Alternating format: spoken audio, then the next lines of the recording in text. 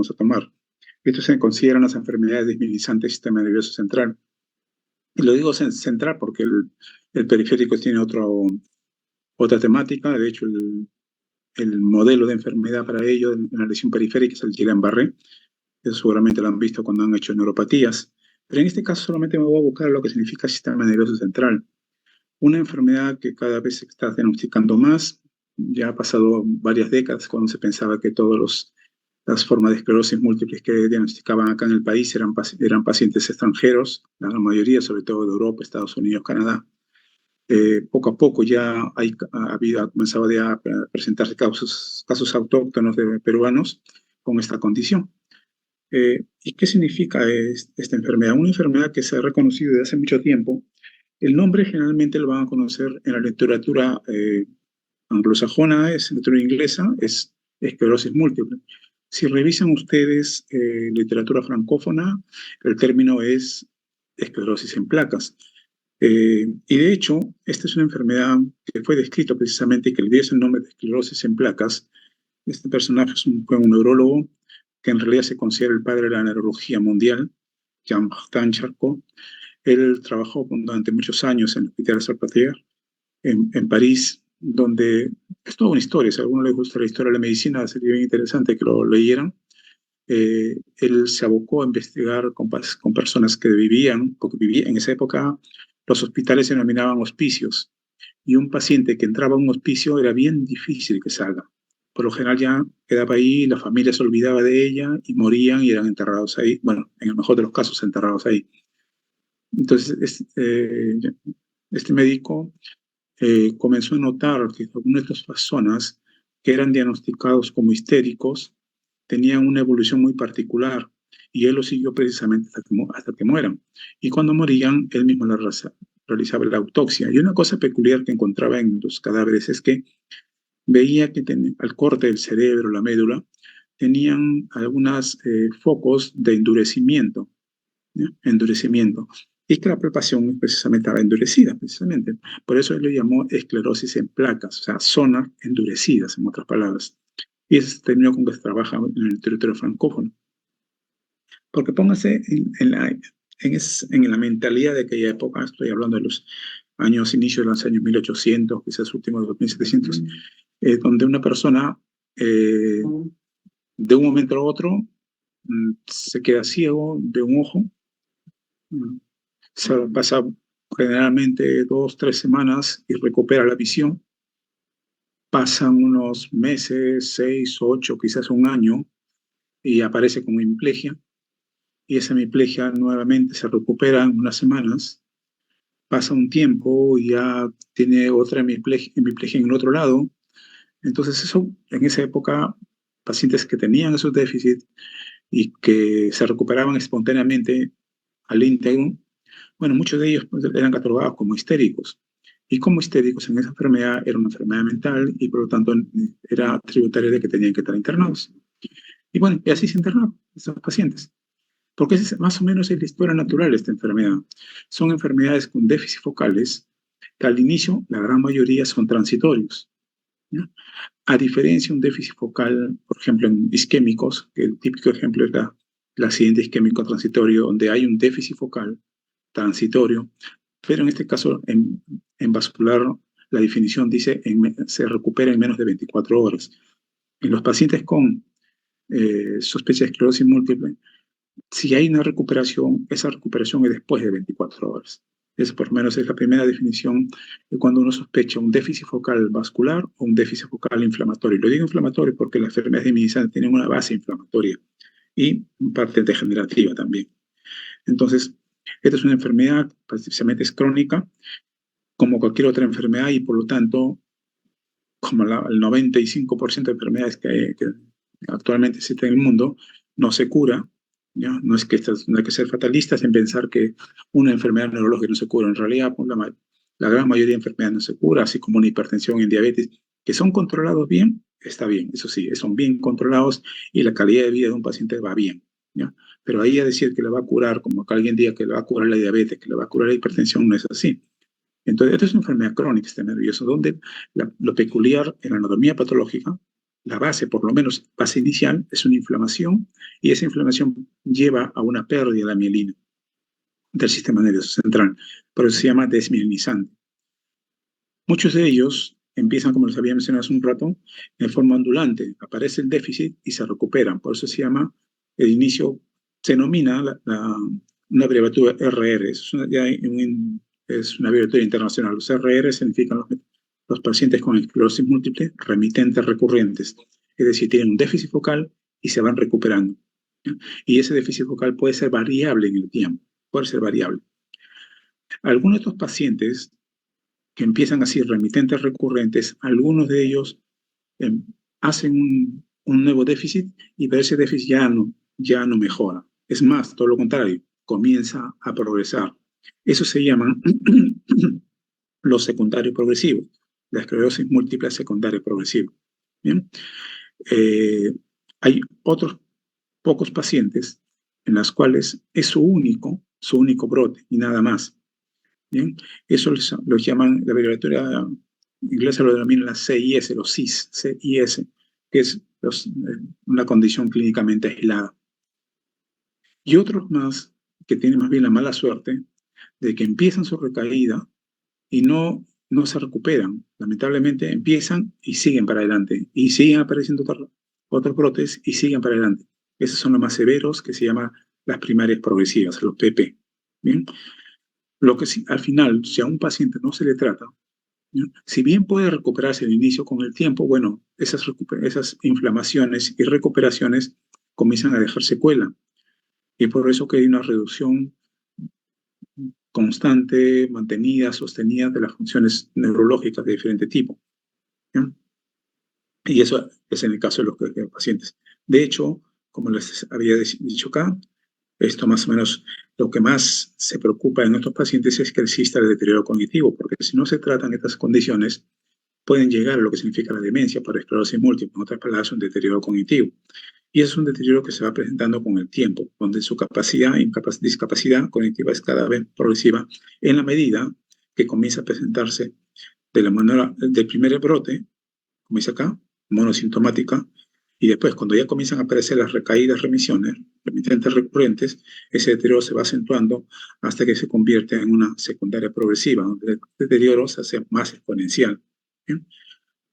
Es el curso clínico de deterioro que va a tener el paciente.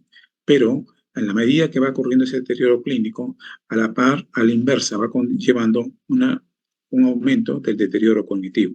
¿Bien? Un aumento del deterioro cognitivo. Y eso es lo que se trata de ver con estos pacientes.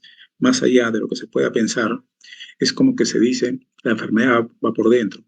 Puede externamente no manifestarse, pero si no se trata, esa enfermedad internamente está evolucionando. O sea, y eso muchas evidencias, después le voy a decir cómo fue, muchas evidencias comienzan a demostrar que así es esta condición. Y por eso que una vez diagnosticado tiene que ser tratado. Tiene que ser tratado. De hecho, esto es una enfermedad. Si uno comienza a decir en medicina en general, ¿qué enfermedad más se ha investigado? Probablemente no me equivoque con que diga que es esclerosis múltiple. Porque esta enfermedad, la mayoría de pacientes a nivel mundial, la mayoría son de países desarrollados. Estados Unidos, Canadá, Europa. Entonces la investigación que hacen con esta enfermedad es inmensa, porque el costo de salubridad de esta enfermedad no es de millones, sino de billones de dólares. Por eso que esta enfermedad, ustedes pueden decir, si se ha investigado de tal cosa, eso se haya investigado con esta enfermedad. Entonces, se tiene mucho conocimiento de esta condición. Tanto así que la terapéutica se ha ido hecho cada vez más múltiple, con más fármacos están presentándose. Cada año se presentan mucho más para esta enfermedad precisamente. Entonces, nosotros tenemos de hecho, un paciente de forma general tiene un estadio en la cual un momento en su vida en que va a comenzar a aparecer los síntomas, de una forma, como les había dicho inicialmente, remitente recurrente. ¿Bien? Pero llega un momento en que esto ya no llega a su estado, a su línea de base, sino comienza a progresar. Y en ese aumento de progresión, sí, pues va a tener algunos brotes que van a acelerar la progresión precisamente. ¿Bien? Ahora, hay un estadio preclínico, ciertamente, y eso cómo se ha evidenciado, porque estos pacientes, cuando están en su forma sintomática, cuando vemos la resonancia magnética, y dicho sea de paso, esta es una enfermedad que solamente se puede monitorizar con resonancia magnética. Acá la tomografía no sirve de nada. ¿Ya? Acá básicamente es la resonancia magnética. Entonces, si nosotros comenzamos a ver cada de estas flechas como un brote de actividad radiológico, que es diferente a decir un brote de actividad clínico, como ven ustedes acá, clínicamente, por ejemplo, en este gráfico hay 3 eventos clínicos, pero desde el punto de vista imagenológico de placas hay más de 3, como ven ustedes acá, pero no todos se expresan. Por eso les decía, no hay un paralelismo entre lo clínico y lo radiológico. Entonces, eh, si vamos hacia la izquierda, vean ustedes en el estado preclínico donde el paciente es asintomático ciertamente, pero si se les hace resonancia a estos pacientes, ya van a encontrar placas de inflamación desminimizante. ¿Y esto cómo se ha podido demostrar? Básicamente en modelos de pacientes que tienen gemelos, ¿no? En esos pacientes donde su gemelo es asintomático y les han hecho placas de resonancia magnética, ahí les han encontrado precisamente estas huellas. Entonces, el estadio preclínico siempre va de la mano con la evidencia imagenológica de las placas desminimizantes en el sistema nervioso central. Pero lo que interesa acá más que todo es que una vez que empiece la forma remitente recurrente, que es la forma más frecuente, como lo vuelvo a decir, hay un momento en que esta ya se mantiene progresando, que es la forma de esclerosis múltiple secundaria progresiva. En la medida que va avanzando el tiempo y en la medida que el deterioro se va haciendo mayor, hay un elemento que se va haciendo cada vez más presente, la atrofia. La atrofia, porque ¿qué pasa? Estos pacientes, en la medida que avanza la inflamación, se comienzan a perder neuronas y esa neurona, sobre todo a niveles corticales, se ve como atrofia cortical. Entonces, la huella de la progresión de la enfermedad es básicamente la atrofia cortical. Eh, ya les había dicho esto. ¿Cuáles son las áreas que sobre todo afectan? Como ven ustedes acá, formas motoras, formas sensoriales, formas sensitivas, formas cognitivas, como les vuelvo a repetir, solamente en los estadios avanzados, no son de inicio. La visión es muy común que se afecte. Y dicho sea de paso, uno puede decir, pues, pero el nervio óptico es un nervio. Entonces, ¿cómo es que sientes una enfermedad del sistema nervioso central? Es que, si bien anatómicamente es un nervio, histológicamente no lo es. Ni el nervio óptico ni el nervio olfatorio son nervios en realidad. ¿No? En realidad lo que son, esas estructuras son expansiones, ¿ya? Salidas de la sustancia blanca. ¿Ya? Son expansiones de sustancia blanca. Es cuando la sustancia blanca que está dentro del cerebro se ha protruido, como una antena de caracol, así, algo así, se ha salido. Y obviamente termina en el ojo o en el bulbo olfatorio. Pero esas dos estructuras no son nervios en sí. ¿Ya? Nervios es como unas, donde la mielina está formada por célula de Schwann. Acá no. La mielina sistema nervioso central está formada por el oligodendroglio. Y esa mediación precisamente ocurre en el nervio olfatorio y en el nervio óptico. Por eso que estos dos nervios se ven comprometidos en esta enfermedad, ¿no? Y no van a haber otra condición. Como los brotes que ocurren con esta enfermedad, los déficits focales, son plurisintomáticos porque va a depender de dónde va a ocurrir el brote, dónde va a ocurrir la placa desminimizante. Si será en el cerebelo, si será en el tronco cerebral, si será en la sustancia blanca, sabe Dios, o quizás una múltiples, en fin. Entonces, ¿qué es lo que? Acá no hay un patrón clínico. Lo único que hace sospechar de esta condición, uno es, primero, que sea un déficit focal, ¿bien? Y que tiene una evolución favorable, ¿sí? Que por lo general son en jóvenes. Digamos, en ese contexto, uno más o menos le puede hacer sospechar y recién entrar a investigar ya todo lo que corresponde para un paciente con déficit focal joven, ¿bien? Les había mencionado de que prácticamente a nivel mundial la mayoría están sobre la línea ecuatorial, precisamente México, perdón, Estados Unidos, Canadá, países europeos. ¿Ya? Entonces, la mayoría de esta población con esta enfermedad están ahí. ¿Bien? Eh,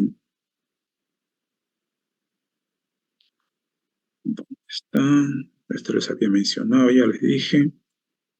Entonces, cuando nosotros tenemos tenemos enfrente esta enfermedad, las zonas más predilectas de condicionar placas inflamatorias, veremos cómo se hacen las placas, es precisamente el nervio óptico, ven ustedes acá, ¿ya? Alguna vez la médula cervical, el tronco cerebral, independientemente que sea bulbo, protuberancia o mesencéfalo. El cerebelo también es otra zona que se ve bastante comprometida. El cuerpo calloso, obviamente, porque es ahí una alta densidad de mielina. ¿Sí?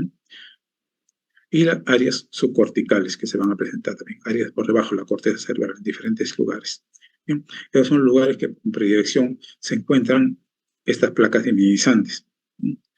Eh, pero cuando nosotros encontramos unas placas, lo que sí tenemos que ver es que hay dos tipos de placas. Una lesión aguda, donde el patrón histológico es la inflamación, y la lesión crónica, es decir, una vez que pasa el fenómeno inflamatorio, ¿qué es lo que queda? La consecuencia, que es la pérdida de mielina, el daño axonal, porque la mielina está alrededor del axón. Y, y esto ocurre. Un axón no puede vivir sin mielina, como una mielina no puede vivir sin axón.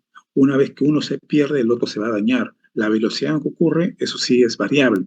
Entonces, cuando se recuperan rápido, quizás el daño axonal no es tan evidente, pero cuando ya el daño de la depreciación es bastante intenso y prolongado, sí, pues el daño axonal se manifiesta. Y como consecuencia de la inflamación, hay una reacción, precisamente esta inflamación va a generar una reacción astrocitaria, que es la gliosis. Y esta representación es la evidencia histológica de una lesión desmielizante crónica, apagada, inactiva. A diferencia, la inflamación, la evidencia de marcadores inflamatorios, nos está diciendo que está en actividad, esa placa está activa y por lo tanto necesita ser tratado de manera inmediata. Por mucho tiempo se pensó, estoy hablando de hasta más o menos 20 años quizás, sí, más o menos, se pensó que esta enfermedad era solamente desminimizante, inflamatoria, ¿no? Porque evidentemente en ese momento todas las evidencias apuntaban a ello. Y como había recuperación, nadie se le ocurría de que esto podía ser degenerativo también. Y más allá de eso, el tiempo ha podido demostrar que en realidad esta es una enfermedad que es inicialmente inflamatoria, pero que posteriormente, según cómo evolucione, se va a convertir en algún momento de su evolución en degenerativa. Las evidencias de degeneración neuronal, si bien son más recientes, no es que nunca lo hubo. En realidad, pues, este patólogo, me parece que fue polaco, sí demostró en el año 15, del siglo pasado, hace más de 100 años, evidencias de degeneraciones neuronales y axonales. Bueno, no le dieron mucha tribuna a este patólogo, porque en ese momento se decía, no, claro, símbolos de inflamación. Y después ya con los años, ustedes ya tuvieron que pasar más o menos a 80 años para que recién, ya con métodos muchísimo más modernos, comiencen a evidenciar el daño sumado y la degeneración vulvar que tienen los axones.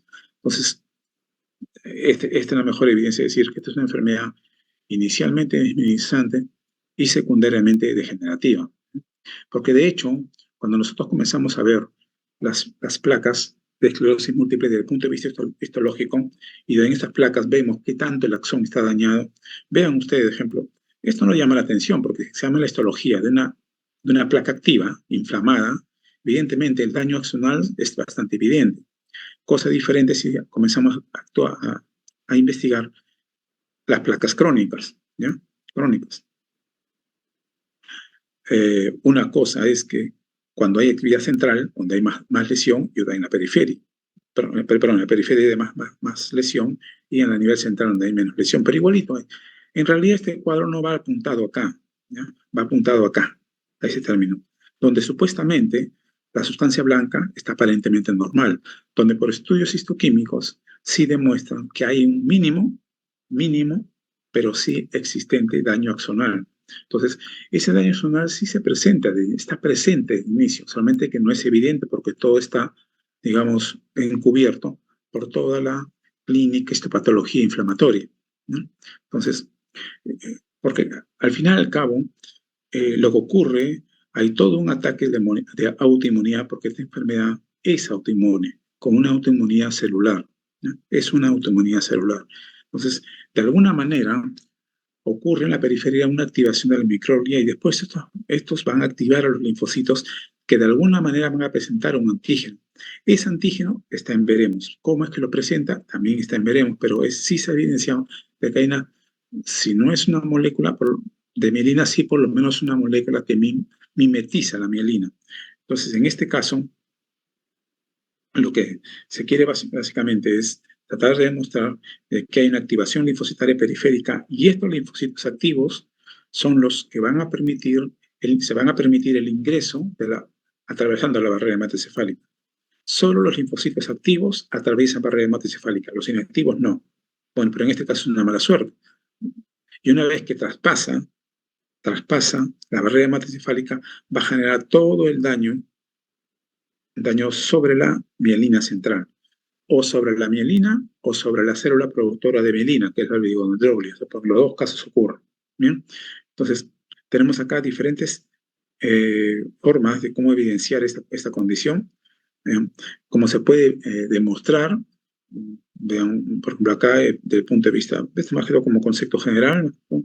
Cómo puedo demostrar la inflamación a través de captación de contraste, cómo puedo evidenciar el componente de anormalidad a niveles de canales de sodio, porque es lo que ocurre en el daño axonal, es básicamente con imágenes especiales de canales de sodio, y así sucesivamente.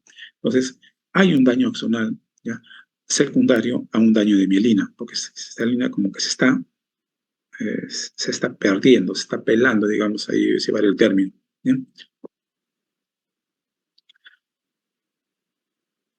La causa de este fenómeno inflamatorio, como lo vamos a decir, no se conoce. ¿Qué es lo que activa esta condición? No se conoce. Lo cierto es que lo que active esto va a llevar a toda una cadena de reacciones autoinmunes asociadas con los mecanismos inflamatorios. ¿Bien? Y eso va a conllevar precisamente después a la pérdida de mielina y después a la pérdida axonal. Entonces, pero ¿qué ha ocurrido para que un linfocito se active de forma que reconozca la mielina como extraña? Eso es algo que todavía está por demostrar qué es lo que hay. Lo cierto es que no es suficiente, y eso también se ha demostrado, que no es suficiente que haya reacción inflamatoria, sino que también tiene que haber suficiente una susceptibilidad genética. Y eso también está bien demostrado, la susceptibilidad genética que se tiene en esclerosis múltiple. ¿Bien? Entonces, eso es lo que se quiere acá. No solamente el proceso de autoinmunidad, sino también una susceptibilidad genética con ella.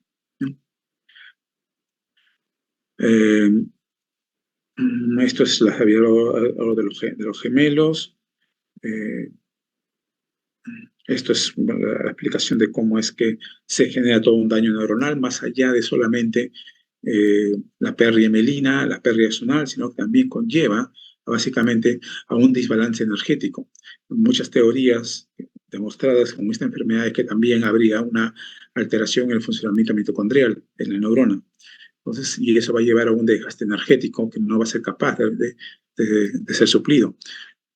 Entonces, es suplementado. Entonces, eso también es un problema que va a llevar también a daño neuronal.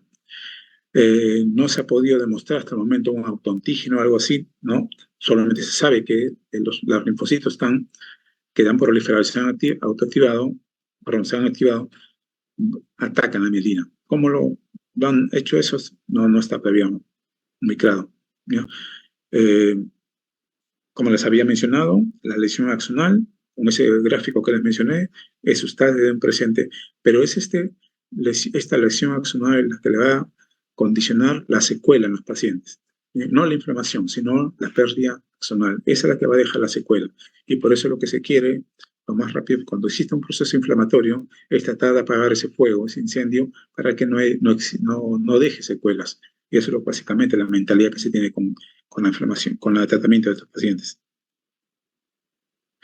A ver, acá tenemos nosotros un paciente con esclerosis múltiple remitente recurrente. Son esos pacientes en los cuales tiene fenómenos inflamatorios, ¿ya?, que van a llevar a la desminización, y cada vez que ocurre un fenómeno inflamatorio va a haber una recaída sintomática, o sea, un déficit focal. Esto nosotros, ¿cómo lo podemos ir de la mano con la resonancia magnética? Porque en la resonancia, que en este caso es esto, lo que vamos a encontrar son lesiones que van a captar el contraste. ¿ya? Son lesiones de alta contraste. Entonces, cuando vayan o graben esto, en todo caso van a ver, vean ustedes lo blanco que está acá, significa que han puesto el contraste. Lo de acá arriba es sin contraste, ¿ya? Es sin contraste. Acá abajo es con contraste. Entonces acá, si ustedes lo comparan este con este, acá ha aparecido esta lesión, acá ha aparecido este acá ha aparecido. ¿De qué me está diciendo? Que cada vez que hay una captación de contraste es que hay placas activas. Esa enfermedad está en actividad. Y, por lo tanto, las lesiones en la sustancia blanca van a ser multifocales. Esto más o menos es el contexto de un paciente con esclerosis múltiple, tanto clínico como imagenológica, que tiene formas remitentes recurrentes. Entonces, la fuerza de inflamación que está acá en verde, esa fuerza de inflamación está ahí. Pero a medida que pasan los años, esa inflamación, ese fenómeno inflamatorio, va bajando, va bajando.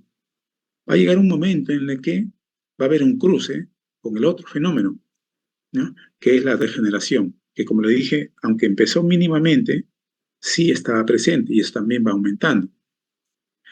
Ahora, ¿esto por qué es que disminuye? Porque cada vez hay menos mielina y cada vez hay menos oligodendrolo que atacar. Entonces los fenómenos inflamatorios, cada vez el paciente se va a deteriorar y se va a seguir deteriorando, pero no por inflamaciones, sino por la degeneración axonal. Entonces el paciente va a seguir deteriorándose, pero no porque ocurra ya inflamación, sino precisamente por la degeneración axonal.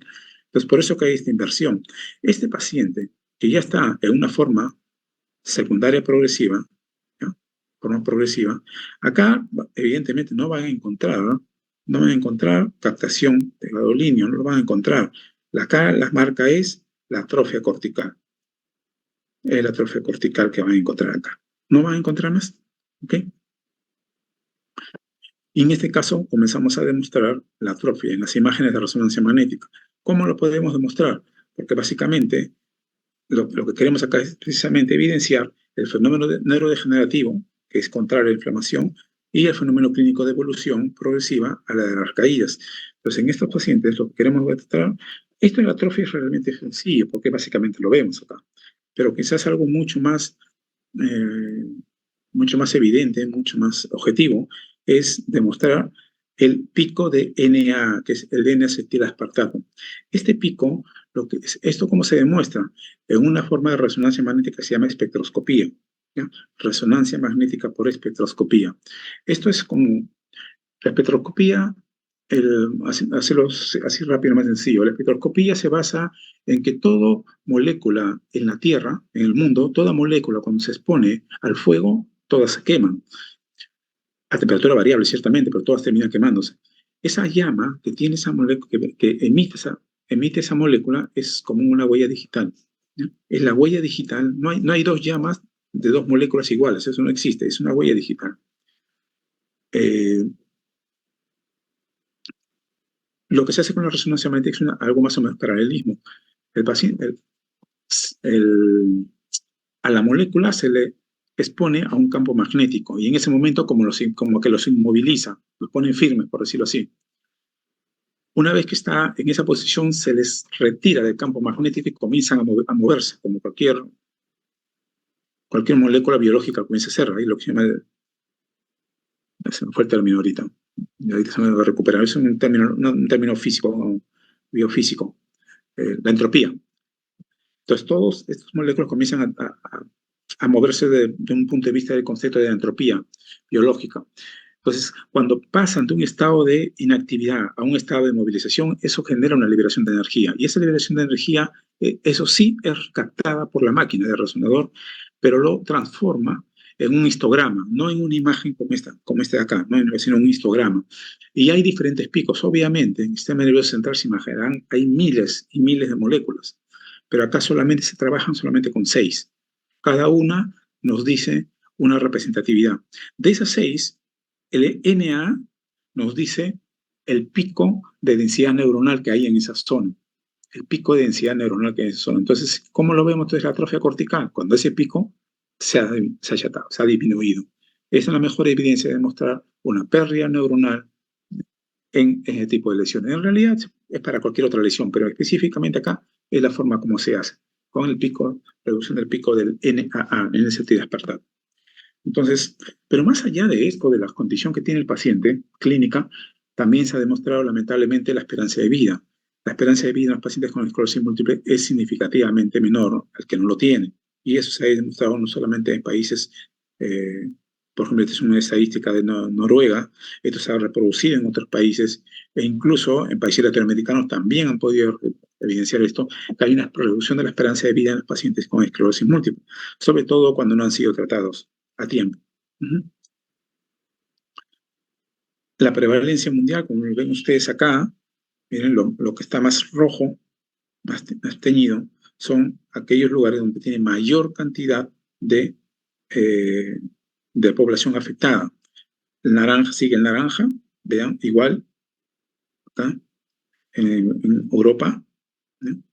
La única excepción es Australia, Nueva Zelanda, por debajo de la línea ecuatorial estoy hablando, y después, bueno, hay otros lugares, ¿no? Pero miren esta cantidad. Por eso que les digo, esta es una enfermedad básicamente norteamericana, europea, por decirlo así, ¿no? Por eso que tiene mucha investigación esta enfermedad. Los recursos de investigación en salud se han abocado mucho a esta condición clínica, con la esperanza, por lo menos, de demostrar qué es lo que ha llevado a que a una persona con susceptibilidad genética precisamente se active esa condición.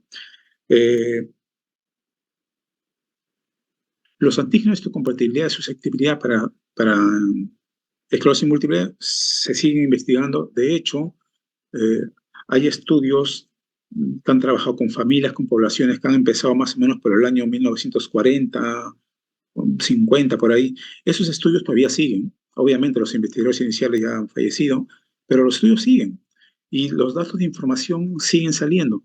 Y lo más interesante acá es que esto más o menos dibuja una hipótesis, que esta enfermedad, la susceptibilidad genética, se ha enfocado mucho en los países nórdicos, ¿ya?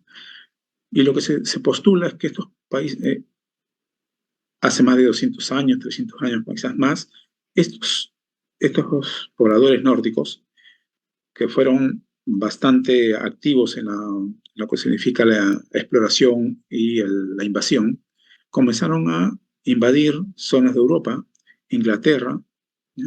Ahí ya dejaron su carga genética, y la mejor evidencia es que los escandinavos, los vikingos, llegaron a Norteamérica precisamente que ellos llegaron acá. Y ahí, como de igual manera, sembró su carga genética en esa zona. No llegaron a Latinoamérica, llegaron a México, llegaron acá. Y lo que se postula es que la población inglesa, que en algún momento prácticamente casi 3/4 del mundo le pertenecían a los ingleses, por sus colonias, en fin, los ingleses invadieron Australia. Por eso que es totalmente la excepción, Australia y Nueva Zelanda, de por qué debajo de la línea ecuatorial, tanto Australia como Nueva Zelanda tienen alta densidad, pero alta prevalencia de esta enfermedad. Entonces, eso es más o menos lo que se postula, no solamente de un punto de vista biológico poblacional, sino también de un punto de vista genético, porque esas antígenos de histocompatibilidad se ha llegado a evidenciarse en estas poblaciones. Por eso le decía, si algo se ha investigado, acá es esta enfermedad. Ahora, factor ambiental se presupone que existe, se presupone, pero no está muy claro identificarlo. Y de hecho, como te acuerdas que nos decía, que hay ciertos estudios de población que se han seguido todos los años, de décadas y décadas y décadas. ¿Qué pasó? A ver, un estudio bien interesante, donde comenzaron a ver a una población con susceptibilidad genética que se muda a otro país, ¿ya? Acá tenemos 2 personas que han mudado a otro país, ¿bien? Otro país donde tiene, acá provienen de un país con alta prevalencia de esclerosis múltiple, y acá también se mudan a otro país con alta prevalencia de esclerosis múltiple, cada uno con sus patrones clínicos. Cuando esta persona se muda antes de los 15 años y si hace esclerosis múltiple, lo va a hacer de una forma como el país que lo recibe. A diferencia, si esta persona se muda después de los 15 años y si hace esclerosis múltiple, lo va a hacer con las características del país de donde viene. Conclusión, algo pasa antes de los 15 años. Algo se expuso, algo ingirió, algo pasó antes de los 15 años para que esta persona se haya desarrollado, comience a desarrollar en un futuro la esclerosis múltiple. el, el punto de investigación es saber qué es ese algo. Pero eso es algo muy evidente que se tiene acá. En todo esto, el riesgo ambiental se han postulado muchas hipótesis, desde virus ambientales, ¿ven? De diferente tipo. ¿Ya? Cada uno tiene con su argumento de pro, como también hay otras investigaciones que dan argumentos en contra. ¿Bien? Diferentes tipos de virus, herpéticos, Epstein-Barr, citomegalovirus, algunos adenovirus, en fin. Es más, en algún momento se comenzó a inculpar las vacunas. Lamentablemente, eso, sobre todo esto es un problema. Por eso que las vacunas, hubo una investigación en que la vacuna de hepatitis, me parece, comenzó a correlacionarse con alta prevalencia de esclerosis múltiple en las poblaciones que habían recibido esta vacuna en la infancia. Y no solamente eso, lo que fue que lo catalogaron también las otras investigaciones en simultáneo que comenzaron a relacionar la presencia de las vacunas en mujeres que se resultaron ser embarazadas y que de sus hijos, algunos de ellos comenzaron a tener autismo. Entonces, le hicieron una correlación. Eso pues, fue un alimento formidable para aquellas campañas antivacunas. Entonces, por eso y sobre todo que en Estados Unidos, Europa, Canadá, la esclerosis múltiple es algo que impacta. Entonces, eso motivó a que la aceptación de vacunas se cayera al suelo y todavía sigue. Entonces, la aceptación de vacunas en estos países europeos, Norteamérica, Canadá, es bien baja y todo empezó en esa época. De hecho, la mejor evidencia es cuando hubo el COVID. A pesar de todo, no, la resistencia a la vacuna fue bastante alta en estos países. ¿Qué otra particularidad se tiene? Otra evidencia que esto sí está algo más claro, es la exposición a la radiación y la vitamina D. ¿Ya? Tanto la radiación como la vitamina D se asocian a un menor riesgo de esclerosis múltiple. Por eso que en muchos países, sobre todo en Europa, los suplementos de vitamina D son muy comunes, con la esperanza de que la evidencia experimental se traduzca en la evidencia clínica, de que así sea, que cada vez haya menos, o por lo menos menos intenso. Entonces, siempre lo que se quiere es que las personas tengan una menor exposición solar y que tengan un mayor nivel de vitamina D en suero. Entonces, para que en forma teórica, como le digo, esta es una evidencia experimental que está probada. Lo que está por bien si es que esto se va a llevar a la forma clínica. ¿Bien? Ahora, les había mencionado que el diagnóstico no es fácil porque es una enfermedad plurisintomática en el tiempo. ¿Ya? En el tiempo, porque es difícil que existan dos esclerosis múltiples idénticas, es bien difícil que tengan la misma reacción inflamatoria en el mismo lugar, en el mismo momento. Entonces, es bien difícil. Entonces, sobre todo cuando no hay un biomarcador. No existe, no es como una diabetes, el biomarcador son la tolerancia a la glucosa, la hemoglobina glucosidad, sabe Dios. Entonces, pero hay algo, ¿no? Pero en este caso no lo hay, no lo hay. Entonces, todo descansa, el diagnóstico descansa básicamente en las evidencias clínicas que se van a tener. Entonces, ¿en qué se trabaja, en qué se basa el diagnóstico con esta enfermedad? Primeramente, encontrar un síndrome típico. ¿Para qué es un síndrome típico? En un rato le explico. Pero lamentablemente no siempre hay síndromes típicos. Pero si lo hay, en buena hora. Tener la demostración de que el sistema nervioso está afectado. Y eso evidentemente solamente los síntomas y los signos lo van a decir. Nada más. No necesitan ver ustedes una imagen. Simplemente qué es lo que tiene un piramidal, una dismetría, una neuritis óptica, o sea, hay algo central ahí. Entonces, eso simplemente es clínico nomás. Demostrar lo que se dice diseminación en el tiempo, en el espacio. ¿Qué significa esto?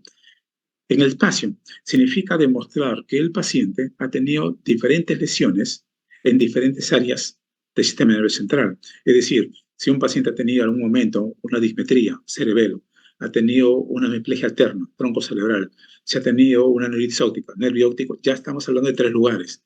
Entonces ha habido diseminación en el espacio, 3 lugares que han estado o están comprometidos. Y diseminación en el tiempo significa que esos brotes han ocurrido en diferentes momentos, ¿no? Antes, hace un año tuvo, hace 6 meses tuvo otro, pero diferente. Pues de esa manera están demostrando diseminación en el espacio y en el tiempo, de forma clínica. De forma imagenológica también lo pueden demostrar a través de la resonancia magnética, cuando ustedes ven placas en diferentes lugares del sistema nervioso central y placas que algunas captan y otras no captan. es decir, se han presentado en diferentes momentos. Diseminación en el tiempo y en el espacio demostrado clínicamente y radiológicamente. Y algunos se cogen de esto, que no hay mejor explicación que darlo, simplemente es eso. Esto sobre todo, obviamente, cuando no hay resonancia magnética, ¿no? Pero si lo clínico me está evidenciando eso, uno sigue para adelante con ese postulado. ¿Qué son síndromes típicos? Digamos, neuritis óptica, por lo general unilateral. ¿No? Son raros los esclerosis múltiple que hagan neuritis óptica bilateral. La gran mayoría es unilateral, ¿no? ¿Hay compromiso del tronco cerebral? Sí, pero hay algunos muy, muy particulares. Primero, la oftalmoplegia internuclear. Y eso básicamente ustedes lo ven con un paciente que cuando desvía el ojo de manera horizontal, uno no le sigue al otro. Así de sencillo, no le sigue al otro. ¿Ya? Entonces, eso se la llama oftalmoplegia internuclear. Es como, a ver si me siguen, es como si yo volteara a la derecha, le dijera al paciente, mire para la derecha, el ojo derecho gira a la derecha, pero el ojo izquierdo no gira a la derecha. ¿Ya? ¿Okay? Porque cuando nosotros miramos a la derecha, los dos ojos tienen que ir a la derecha, tanto el ojo derecho como el ojo izquierdo. Entonces, en la oftalmoplegia intranuclear, yo le digo, mira a la derecha, el ojo derecho mira a la derecha, el ojo izquierdo no mira a la derecha. Pero, si a este paciente le hago cerrar el ojo derecho, entonces solamente le examino el movimiento del ojo izquierdo, que supuestamente no miraba a la derecha, no podía movilizar. Si yo le pido cerrando el ojo derecho, que mueva el ojo izquierdo, lo va a hacer. Lo va a hacer. ¿Bien? Lo va a hacer. Pero cuando hace la mirada binocular, ahí no lo va a hacer. Eso significa oftalmoplegia intraocular. ¿Bien? Y la otra síndrome muy particular es la neuralgia trigémino, pero no cualquier neuralgia. Neuralgia trigémino se van a ver ustedes. Sobre todo aquellos que tengan ciertas características, por ejemplo, neuralgias bilaterales, trigémino bilaterales, neuralgia trigémino con hipoestesia, entonces, o refractarios. Entonces te dicen, cuando pasa esto, es algo más que solo, este no es una neuralgia trigémino convencional, banal, silvestre, o sea, es algo más. Es una neuralgia trigémino, no es la enfermedad, sino es un síntoma de una enfermedad. Los síndromes cerebelosos también son muy típicos de esta condición y la mielitis transversa. ¿Bien? ¿Cómo se evidencia de forma objetiva la lesión en el sistema nervioso central? De diferentes formas, esto ya más o menos les dije. Hay diferentes formas, como si fueran las imágenes.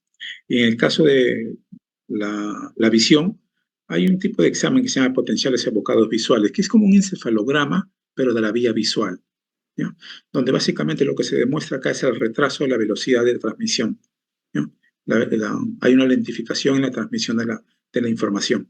Pero cuando se hay disminución de la velocidad es porque hay poca mielina y por lo tanto es diminuizante. Esa es la base, el fundamento de por qué se utiliza este examen. ¿No? No, ya. Diseminación en el tiempo, ya se había adelantado, cómo es que les había explicado qué significa cada uno de estos. ¿Bien? Eh,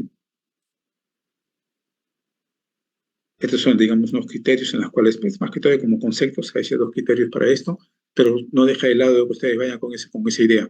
Diseminación en el tiempo y en el espacio. En esclerosis múltiple significa en el espacio que diferentes áreas del sistema nervioso están comprometidos, y en el tiempo que esas áreas comprometidas se han comprometido en diferentes momentos de su vida.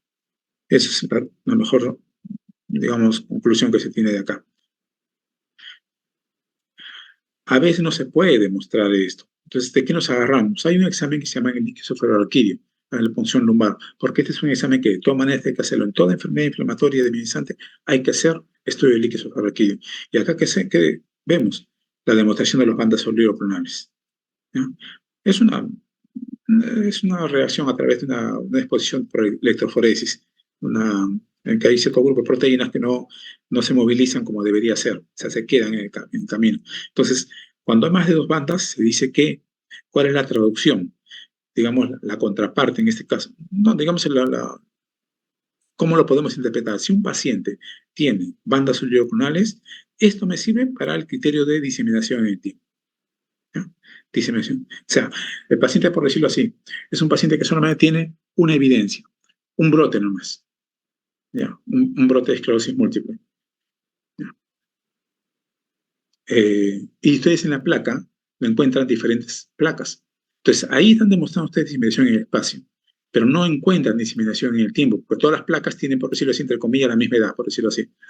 Entonces, si ustedes a ese paciente le hacen la punción lumbar y le encuentran bandas celularales, esa es demostración de diseminación en el tiempo, ¿ya? Aunque la resonancia no lo demuestre, ¿no? Para eso es útil el estudio del líquido cefalorraquídeo. Entonces, acá tenemos nosotros una resonancia magnética, ¿bien? Acá, esto es como una tomografía de mejor definición, por decirlo así. ¿Por qué? Porque la sustancia blanca es blanca más clara que la sustancia gris. Y el líquido cefalorraquídeo, ¿okay? El líquido cefalorraquídeo es oscuro. Acá nosotros lo que vemos, acá, vean ustedes, son placas ovoides alrededor, acá un poco más grande, ¿sí? Del ventrículo, de los ventrículos laterales. Y esto es muy típico. La mayoría de placas, por lo menos al inicio, de placas dimerizantes están alrededor del ventrículo lateral, ¿ya? ¿Y por qué? Porque la mayor densidad de oligodendrolia es precisamente periventricular, que el oligodendrolia es el blanco de ataque o de su mielina o de ella misma. Entonces, por eso que es muy particular esta localización de las placas.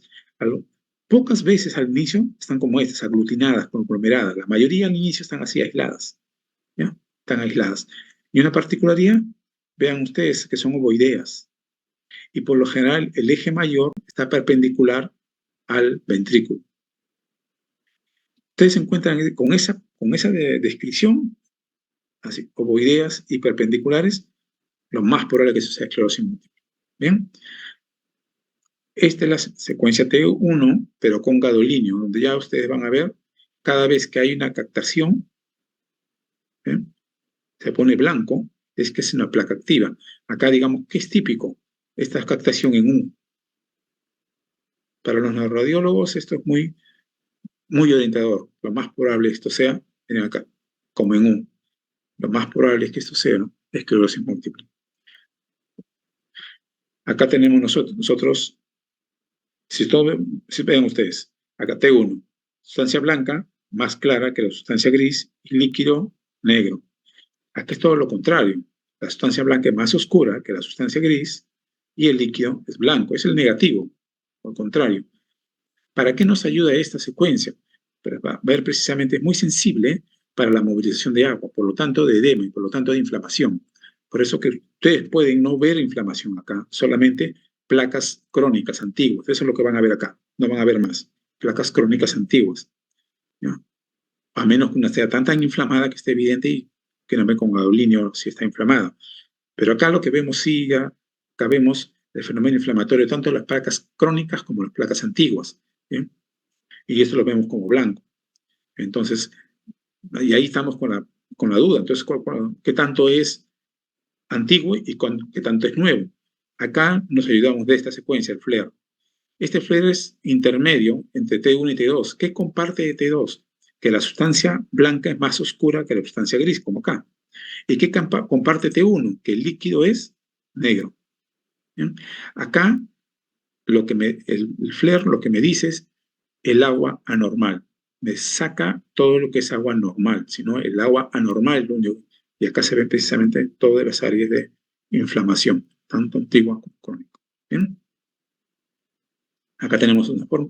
A veces confunden, esto parece un tumor, es lo que se llama granuloma. Un granuloma es una lesión nodular que cuando pone en contraste capta de forma en anillo periférico. Es un granuloma. Ahí entran a tallar la cistis, toda condición que forma granuloma. Lewis, Brucella, toxoplasma, sabe Dios, cisticercosis. Es un diagnóstico diferencial, ¿no? Pero acá están todas las hiperseñales en T2, porque las placas se ven blancas en T2. Acá son justacorticales, que no es común, pero pueden ocurrir, ¿ya? No es común. La mayoría son periventriculares alrededor de ese ventrículo, como acá. Algunas veces en el tronco, en el infratentoriales, por ejemplo acá, en los pedúnculos cerebelosos. ¿Sí? Y acá está en la médula, ¿dónde está? Ah, ya, acá hay un poco, acá hay otro, y acá hay otro, en diferentes lugares medulares. ¿Sí? Tenemos ahí también evidencia de esclerosis. Por eso le digo, hay diferentes lugares donde está. Acá están lo que se ve en T1 sin gadolinio, los agujeros negros que dicen que hay una placa, nada más, una placa. Recién cuando le pongo gadolinio, los que captan me van a decir, esta está activa, nada más. ¿Mm? Y en FLAIR, todas las lesiones, tanto activas como inactivas que se ven. Hay muchos criterios de esclerosis múltiple que se han desarrollado, cada vez más elaborados. Este es uno de los últimos. Hay uno más, más ¿cómo le puedo decir? Un ratito, perdón. Un momentito. Uy, se me pasó. Perdón, ¿qué pasa? No funciona. No funciona.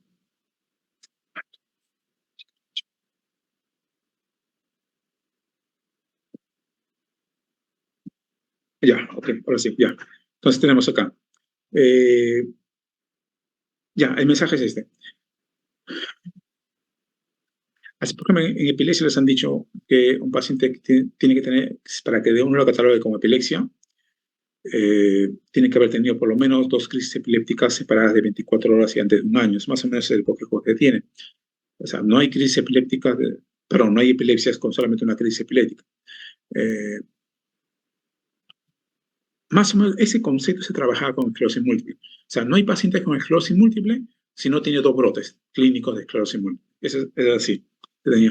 Y eso que llevó a que muchos pacientes con esclerosis múltiple, que solamente tenían un brote, que es lo que se llama el síndrome clínicamente aislado, ahora ya se llama así, antes simplemente no era nada, no tenían un diagnóstico definido. Estos pacientes como que uno lo veía en la historia natural de la enfermedad y terminaban deteriorados, discapacitados de forma temprana. Entonces, eh, y esto que llevó a que precisamente este criterio, ¿no?, fue el primero que dijo, no, nosotros podemos encontrar pacientes, no necesitamos que todos tengan más de 2 brotes. Es posible que algunos pacientes con esclerosis múltiple tengan solamente uno, ¿ya? Tengan solamente uno. Pero estos unos, ¿de qué nos apoyamos? Evidencia imagenológica, ¿okay?, y otro tipo de evidencias, sobre todo, más allá de la imagen, en el líquido suprarraquídeo. Entonces, si yo tengo esas condiciones, por más que haya tenido un solo brote, ese paciente es diagnosticado de esclerosis múltiple. Ese, de hecho, fue el principal fortaleza de este criterio de diagnósticos. Comenzar a decir a aquellos pacientes que solamente tienen un solo brote, sí son susceptibles de recibir tratamiento y por lo tanto cambiar toda su vida futura. Lamentablemente todos los anteriores a la aparición de estos criterios, todos los pacientes anteriores, mayoría, simplemente se deja ver una historia natural de la enfermedad con el deterioro evidente, porque ya les había dicho en el inicio, esta es una enfermedad que por más que por externamente ese paciente parece no tener brotes, internamente el daño está ocurriendo día a día, está ocurriendo. Y de hecho, ¿en qué se apoyaron todas estas investigaciones? Vean ustedes acá. El EDSS es una escala de discapacidad exclusiva para esclerosis múltiple, así como el NITS es para infartos, para esclerosis múltiple del EDSS. ¿Y cuál es el valor acá? Porque ¿cómo yo puedo comparar, sobre todo en estudios clínicos, farmacológicos, cómo yo puedo comparar la efectividad de un medicamento con un paciente que tiene meningitis transversa, con un paciente que tiene hemiplegia y otro paciente que tiene síndrome cerebroso? ¿Cómo lo hago? O sea, ¿cómo puedo homogeneizar la heterogeneidad clínica, homogeneizar la efectividad terapéutica? Entonces, hasta que apareció esta escala de discapacidad de Kursky. Esta escala de discapacidad, que es todo un tema, no lo pongo acá, solamente sepan ese concepto que sí existe, lo trabajamos más que todos los que lo usamos los que trabajamos en esta valoración de esclerosis múltiple. Hay dos fronteras, el 3 y el 6. El 3 lo que me dice es que la principal meta es no llegar a 3, pero cuando llega a 3, las posibilidades de refractariedad al tratamiento comienzan a aumentar. Entonces, eso es una frontera que es importante, no llegar a 3, porque en ese momento probablemente lo que escojamos va a ser difícil de tener efectividad o quizás requiera una politerapia. Y escala de discapacidad 6 significa que el paciente ya llegó a silla de ruedas. Ya llegó a silla de ruedas, está en silla de ruedas el paciente. Entonces, vean ustedes, Si nosotros tenemos, este paciente tiene, digamos, aquellos pacientes, cuando se le diagnostica, por eso dice eventos iniciales por resonancia magnética, tiene más de 10 lesiones, ¿okay? Para llegar a la escala de discapacidad 6, perdón, 3, a los 10 años, un 75% lo hace. Pero aquellos que tienen menos de 10 lesiones, vean ustedes, a los 10 años, solamente un 15%. Por eso que es importante hacer una placa de resonancia magnética en el momento que se va a diagnosticar y contar cuántas placas tiene, porque eso más o menos me va a dar una idea de cómo va a evolucionar el paciente. De la misma manera, con el mismo criterio de 10 o más lesiones o menos, ¿cuántos llegan a los 10 años a silla de ruedas? Cuanto más placas empiecen desde el inicio, la posibilidad de que lleguen a silla de ruedas es mayor, ¿no? Es mucho mayor. Ahora, las recaídas también es importante, porque acá estamos hablando de un punto de vista imagenológico, de imágenes, de placas en resonancia magnética. Acá es lo que, al momento del diagnóstico, ¿cuántos brotes tuvo? Solamente uno, 2 a 4 o más de 5. ¿Okay? Más o menos lo mismo. ¿Cuántos años van a demorar a llegar a una escala de discapacidad 3 o una escala de discapacidad 6? ¿Cuántos años? Y más allá de eso, como lo lógico dice que cuanto más brotes ha tenido antes del diagnóstico, es más probable que llegue en menos tiempo a cada una de estas escalas, en menos tiempo, ¿cierto? Entonces, pero lo que me interesa acá es que se enfoquen en acá, en este que tiene un brote. Un solo brote, y solamente un solo brote, vean ustedes, va a llegar, si no se trata, a tener 3, más o menos en algo de 12, 13 años. Un solo brote, nada más. Y va a llegar en silla de ruedas aquel que solamente tuvo un solo brote, uno solo, a los 20 años de enfermedad. Esto fue la mejor evidencia de decir, hay que tratar a estos pacientes que tienen un solo brote. Porque imagínense ustedes, una paciente que tiene 20, 25 años, a los 40, 45 años está en silla de ruedas, es fatal para ellos, sobre todo desde un punto de vista familiar, social, ¿no? Laboral. Entonces, esto fue la mejor evidencia de decir que estos pacientes sí necesitan tener tratamiento para la esclerosis múltiple. Las referencias que pongo acá son relativamente antiguas, pero les pongo esto porque fueron las primeras. Y después de esto, ha habido otros estudios más recientes que siguen demostrando esto, pero fueron los primeros que lograron demostrar que esta enfermedad, sobre todo cuando tienen un solo brote, son capaces de seguir evolucionando hasta pronto. Les había mencionado las formas de esclerosis múltiple, remitente recurrente, secundaria progresiva y progresiva, primaria progresiva. Bueno, factores pronósticos, inicio temprano, es decir, cuando una esclerosis múltiple debuta más tempranamente, es mejor, parece, porque es mejor. Si es mujer, ¿ok? Si los síntomas iniciales son de déficit visual y sensitivo y son de formas remitentes recurrentes.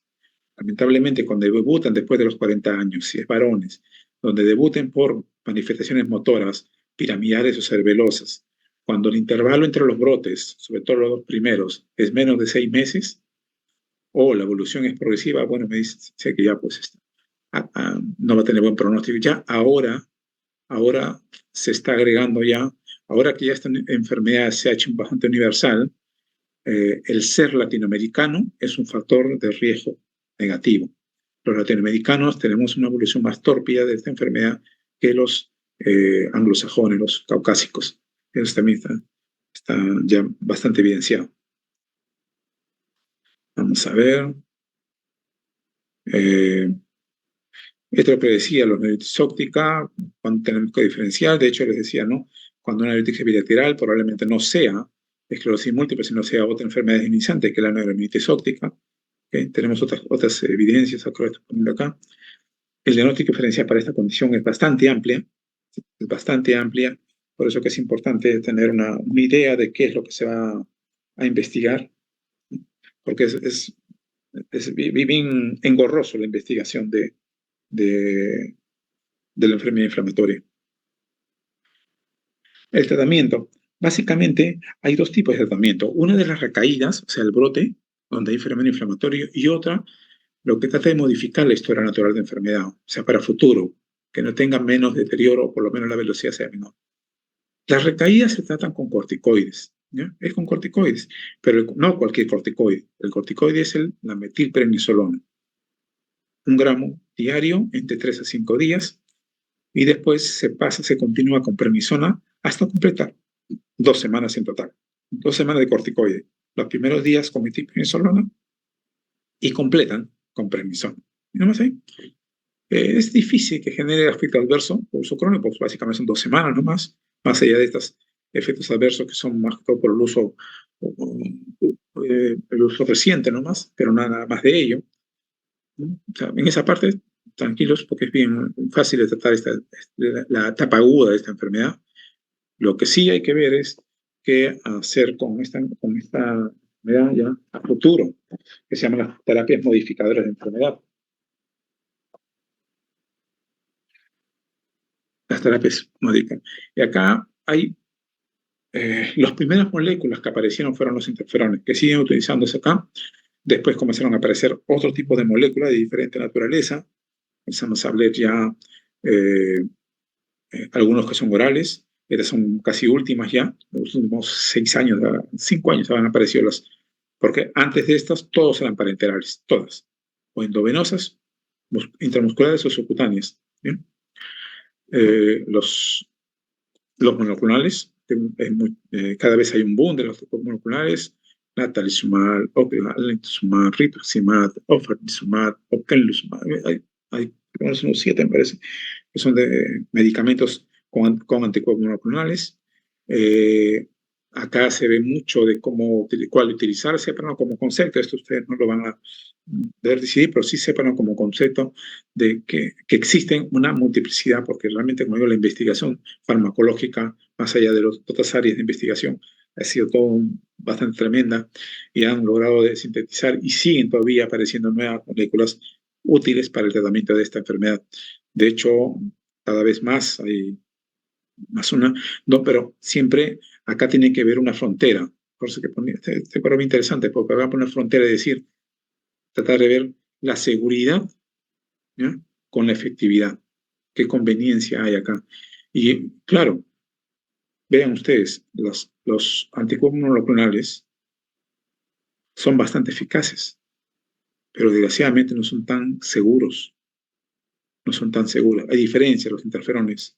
Quizás su eficacia dista mucho de ser los anticuerpos monoclonales, pero son bastante seguros. La experiencia que interferones la tenemos son más de 50 años que se tiene acá y ya se tiene, uno puede decir con seguridad que son bastante seguros, sí. Que no tiene tanta efectividad como los otros, ciertamente, ¿no? Entonces, por eso que por ahí pueden escuchar ahí a que te dicen interferones, y no está mal, no está mal. Todo depende del tipo de paciente. Todo depende del tipo de paciente que vamos a escuchar, vamos a tratar. ¿Mm?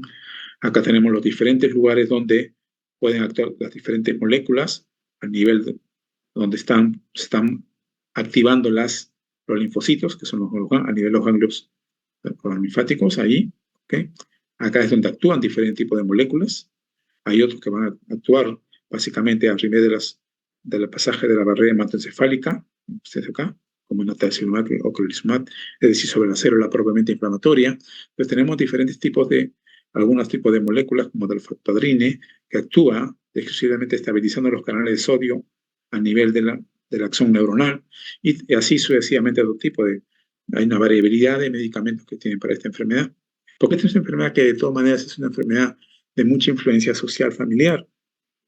Esto rescaté una vez de un congreso donde estaban haciendo ahí diferentes tipos de presentaciones y que había unos cuadros de unos niños y vi este cuadro, ¿no? Entonces vean ustedes acá el cuadro de un niño que dibujaba a su familia, ¿no? Su madre, él a la espalda de ella, parece que como que él tenía mucho temor de verla de frente, ¿eh? Su madre en silla de ruedas y él solamente estaba junto a su hermana, como que su hermanita nomás ese era el núcleo familiar. Era un pequeño que veía así a su madre. Y eso es lo que más o menos se ve, sobre todo en pacientes en que no se les diagnostica temprano y que no se les da un tratamiento temprano. La discapacidad precoz es lo más lamentable que pueda ocurrir con esta enfermedad. Ya el pronóstico de esclerosis múltiple ahora, a la actualidad, de lo que se tenía hace 20 años, es bastante diferente. Es bastante diferente. Entonces uno puede decir que sí te pueden tener una buena calidad de vida. ¿Bien? Acá tenemos los 3 interferones que en el mundo existen, cada uno con sus peculiaridades. ¿Okay? pero sepan que estos solamente son para formas remitentes recurrentes.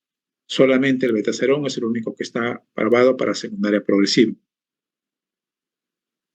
Y acá está la evidencia, la demostración. Vean ustedes aquellas personas que recibían interferón y aquellos no. Vean ustedes, al año no hay mayor diferencia. No hay La diferencia se presenta recién a partir de los años. Estoy hablando desde un punto de vista de la conservación del parénquima, del parénquima cerebral, de la corteza cerebral. La diferencia. En otras palabras, ¿qué es lo que se trata de decir con esto? Tratar a un paciente con esclerosis múltiple, menos de un año no vale la pena, es más un gasto. Porque dicho sea de paso, el tratamiento es caro, es bien caro. Ya no baja de promedio, pues unos entre 800 y $1,200 mensuales. Entonces es más o menos, es caro. Si le van a dar un tratamiento, denle bien, no por un mes, 2 meses, no le van a estar engañando y no están haciendo gastar en vano. El tratamiento por lo menos tiene que ser un año. Lo mismo se ocurre con las lesiones en la resonancia magnética. Es decir, ¿hay evidencia clínica de menos brotes? Sí.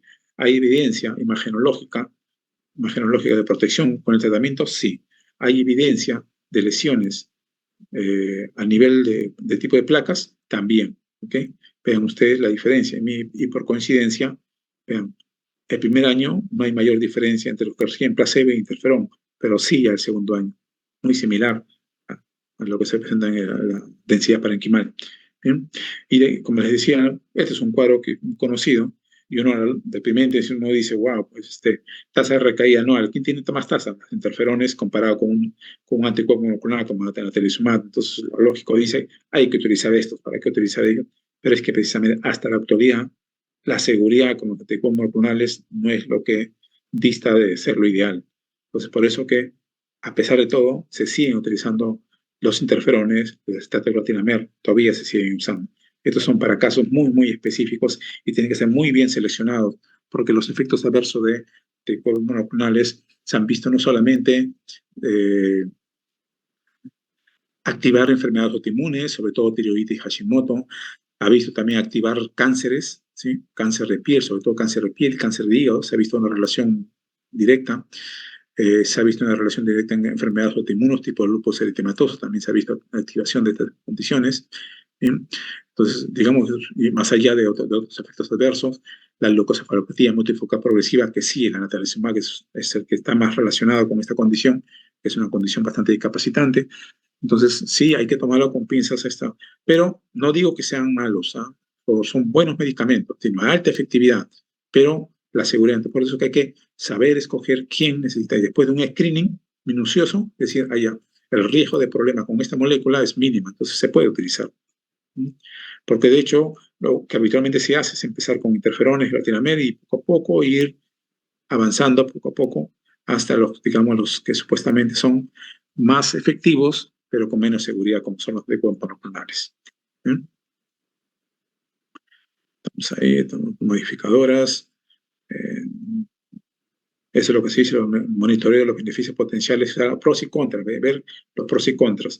Pero un día uno utiliza para un paciente que el primer brote no es discapacitante, quizás un brote sensitivo, digamos, con hipoestesia, solamente eso, un interferón va a ir bien, bastante bien, o sea, no sea un problema, esa parte, ¿no? Hasta ahí lo que se define la neuromilitis óptica. ¿Qué se puede decir de otra enfermedad que se llama el complejo de la neuromilitis óptica? Le digo complejo porque es una multiplicidad de enfermedades, un grupo de enfermedades que tienen algo en común, en que afectan, a diferencia de la esclerosis múltiple, este se enfoca básicamente en dos áreas, la medular, como mielitis transversa, y a nivel del nervio óptico, como neuritis óptica. Son las dos áreas donde ataca esta enfermedad. No ataca el tronco, no ataca, por lo menos sintomáticamente muchas veces así, pero igual afecta el nervio óptico, como dice acá, médula espinal, algunas áreas del tronco cerebral, muy diferente a la esclerosis múltiple. Acá por lo general lo que ataca son las áreas más posteriores, que están en el piso del cuarto ventrículo, y de hecho el más común, el área postrema. Después vamos a explicar qué significa esto, el área postrema. ¿Bien? A diferencia de la esclerosis múltiple, lo que ataca más que todo son las áreas piramidales, que están hacia adelante. donde descienden las vías piramidales, es ahí donde más ataca. Entonces, lo más frecuente es que sea neuritis óptica, a diferencia de la esclerosis múltiple, que por lo general es unilateral, no es raro que sea bilateral, ¿no? Y por lo general no se recuperan al 100% como la esclerosis múltiple, queda algo de deterioro, queda algo. Las mielitis transversas son unas mielitis bastante severas, a diferencia de la mielitis transversa de la esclerosis múltiple son más atenuadas, ¿bien?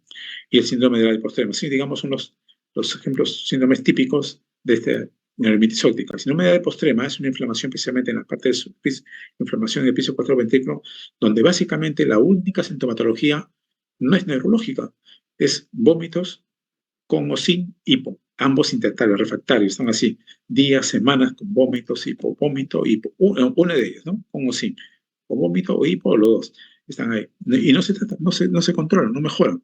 Entonces, en esos casos, nunca se olviden de que probablemente sea algo neurológico, no echarse a pensar que solamente todo es digestivo.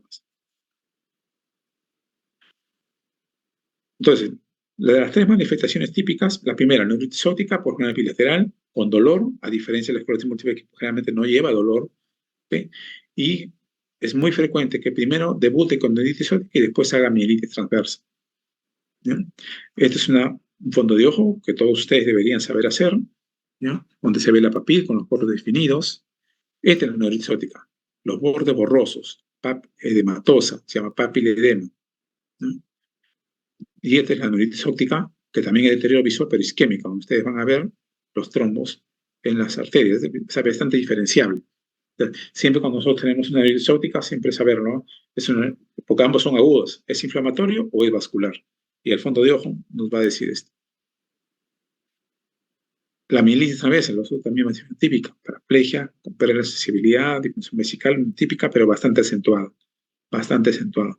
Y el síndrome de área postrema, les había dicho ya, náuseas, vómitos, con hipo, todas refractarias, ¿no?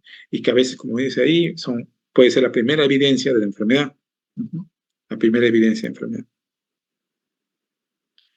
Entonces, a diferencia de la esclerosis múltiple, esta es más tardía, ¿ya? Es más tardía.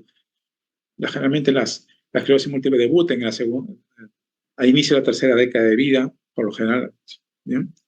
A inicios o segunda, tercera década, entonces es más todos los 20, 25, entonces es la mayor frecuencia. ¿Ya? Las recaídas son mucho más frecuentes. En la esclerosis múltiple generalmente las recaídas entre el primer año llegan hacia un 30-40%, son mucho menos frecuentes, ¿ya?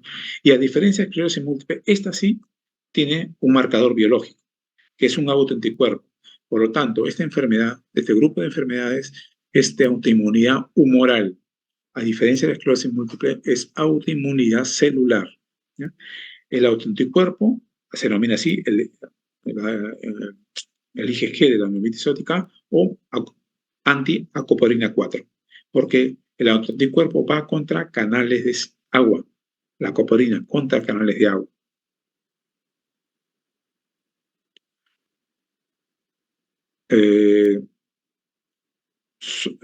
Nosotros acá vemos lo de mal pronóstico acá, den cuenta que es las formas progresivas secundarias, si bien son raras, pero por lo general lo que sucede es que la secuela es bastante importante, si no se trata rápido, deja una alta probabilidad de secuela, y secuela muchas veces discapacitante, ¿no? Les había dicho, es una autoinmunidad humoral, ¿ya?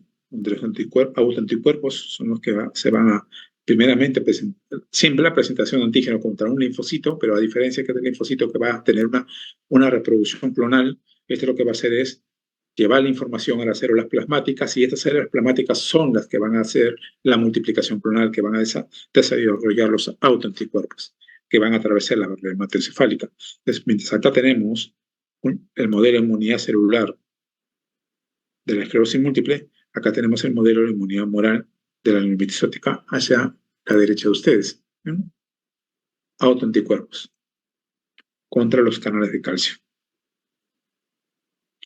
Los criterios diagnósticos son diferentes a las de esclerosis múltiple. Acá básicamente, porque todo depende si son seropositivos. Si son seropositivos, básicamente, tener un paciente con seropositividad y tener una mielitis traversa, una neuritis óptica, un síndrome de apostrema, ya está el diagnóstico. El problema básicamente es, como digo, los diferentes tipos de manifestaciones, ¿okay? Manifestaciones que tenemos acá. ¿Okay? Un síndrome diencefálico bastante infrecuente, pero cuando se presenta no dice esto es lo más probable, es la narcolepsia, ¿ya? Es un síndrome de encefálico. Como digo, no es muy frecuente, así contable de la mano.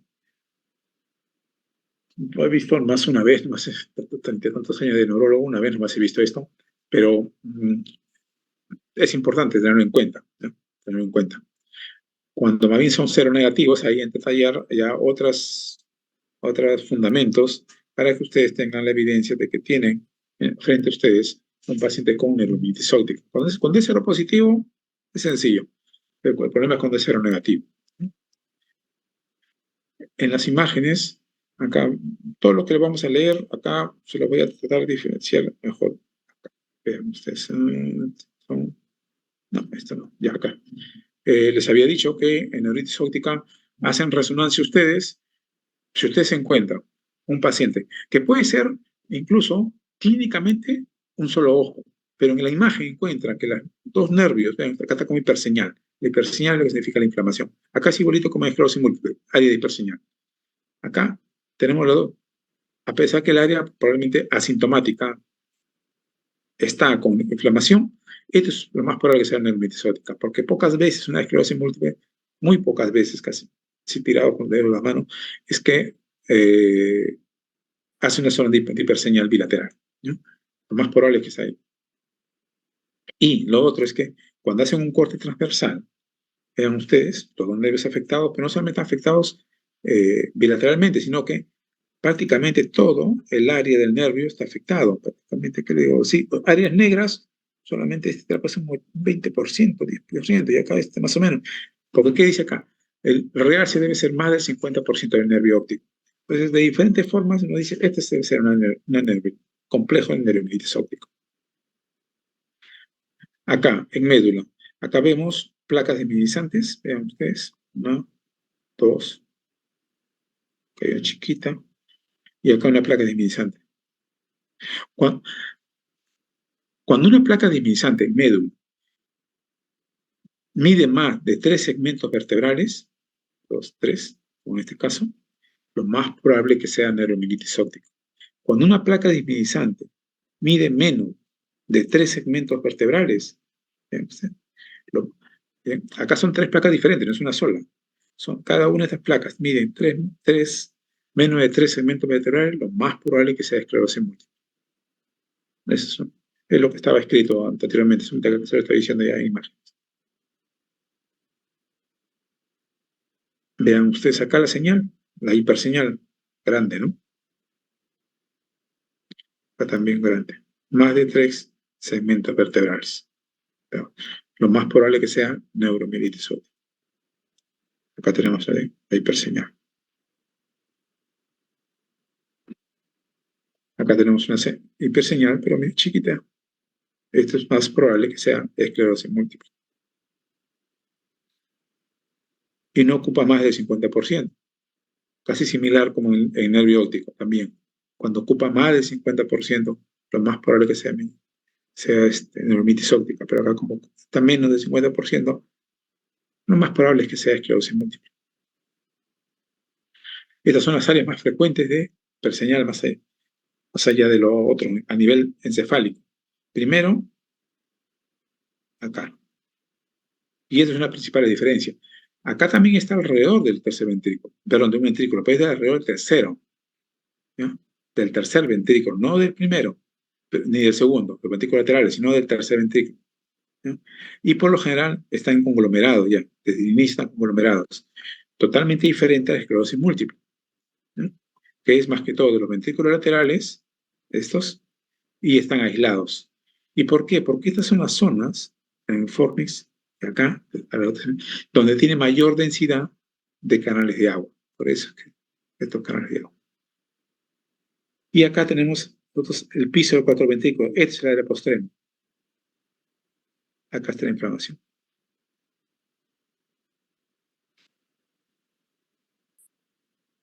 Diencéfalo, alrededor del tercer ventrículo, área postrema, área postrema. Entonces, cuando ustedes tienen eh, la localización es bastante típica de ciertas condiciones con esta enfermedad. Acá unas diferencias, ¿ya? Ahí lo pueden revisar ustedes. El tratamiento de esta enfermedad también idéntico a la esclerosis múltiple. Metiprinolona y se completan 2 semanas con prednisona. La alternativa es la plasmaféresis, considerando que es autoinmunidad humoral. Es una alternativa, sobre todo se utiliza en brotes bastante serios, ¿no? Bastante severos. En lo que son leves, podemos solamente con corticoides suficiente. El problema es qué hacer después. Casi no tiene tanta variabilidad de alternativas. No tiene tantas. Acá ya es más restringido.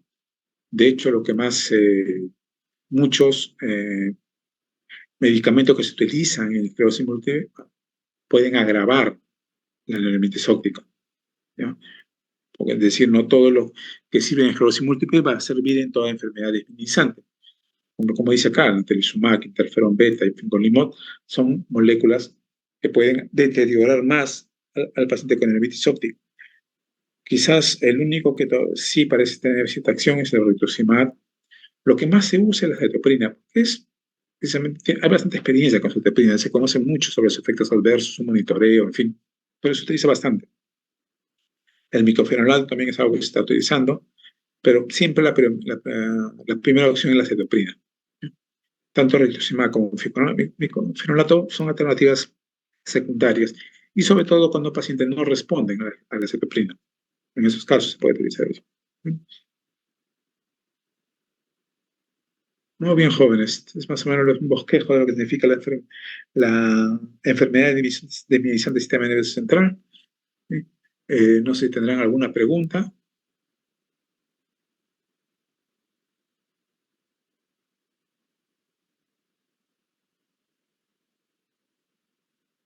No. ¿Quién puso acá?